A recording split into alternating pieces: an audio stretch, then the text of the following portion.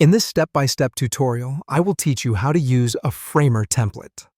The first thing to do is to secure the template that you want to use. There are two types of templates you can get. The first kind is a free template which you can find on the Framer Marketplace. Once you've found a template that you like, simply click on Use for Free, and the template will be copied to your account. The other kind is a paid template. You can purchase it directly from the marketplace. Upon completion of your purchase, you will receive a remix link in your email, which you then use to copy the project to your account.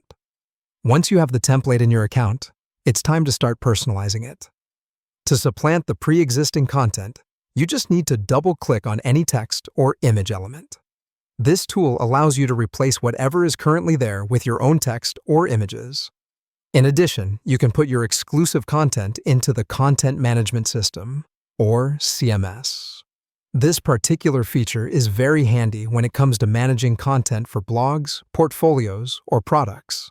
Right on the heels of customizing the content comes the editing of the design.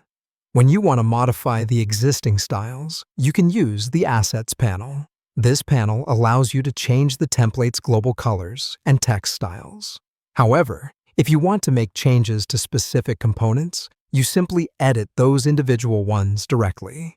Let's say you want to reorganize some sections, or maybe change the order of pages. Just head over to the panel on the left-hand side. Here you can use the drag and drop feature to rearrange things as you want. The final phase is to publish your site. Before you do, though, you want to make sure everything is ready. Check on your site's SEO details. Ensure that they're up to date. Also, review the look of your favicon and how your site's social media previews appear. Everything should be in line with the image you want to project. Once you're satisfied, it's time to go live. Click the Publish button and your site will launch. You have the option to have your site appear on a free Framer subdomain or connect it to an already existing domain of your own choosing. And with that, you've undergone the process of using a Framer template. Well done!